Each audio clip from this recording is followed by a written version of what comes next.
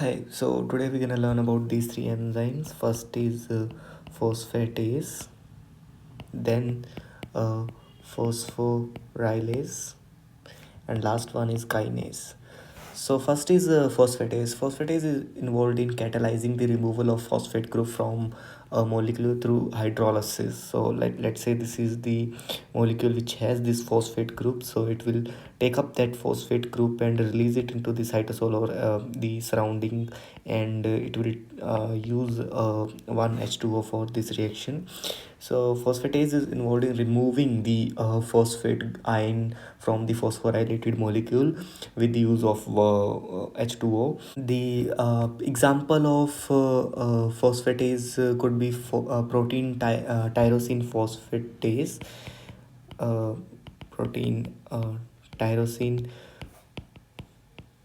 phosphatase. So this enzyme is involved in insulin signaling and energy balance. Then another one we have phosphorylase. So phosphorylase is different from phosphatase, as this thing is involved in adding up the phosphate group to the substrate. So in this, let's say this is the substrate and this is the phosphate ion. So this will add the phosphate ion and lead to phosphorylated product.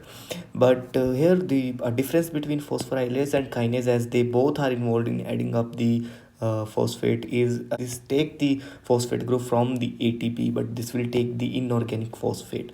So let's say you have again you have a substrate, and then there is inorganic phosphate maybe released from this guy right here. This inorganic phosphate will combine with that phosphate and substrate and form a product which is phosphorylated. Here also the substrate is there and phosphorylated product will form, but the only difference is that ATP will give the phosphate, not the inorganic phosphate.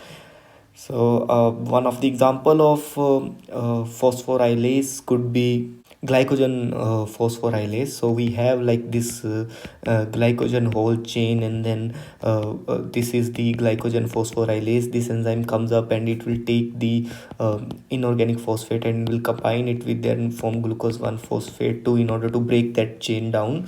And in this kinase, you might be knowing this hexokinase, which is a very famous example, which takes up the glucose and it will add up the it will take up the ATP also and add up the phosphate to the glucose, forming glucose 6 phosphate. So these three enzymes you might be clear now. They You might be knowing their function, but the little confusion is there when you are naming them. You might be confusing between phosphatase and phosphorylase. You can remember that phosphatase has this tase in this name, and you can remember is a take away. So phosphatase is the one which takes away the phosphate from the substrate, and that the rest one remaining, which is phosphorylase, is involved in attaching the phosphate. Is I don't think you have a confusion between kinase, because kinase is well known in the field and it's involved in adding up. It's like the first enzyme in the glycolysis is hexokinase. So I don't think you will be confusing in kinase, but the confusion can occur in phosphatase and phosphorylase. Yeah, thank you.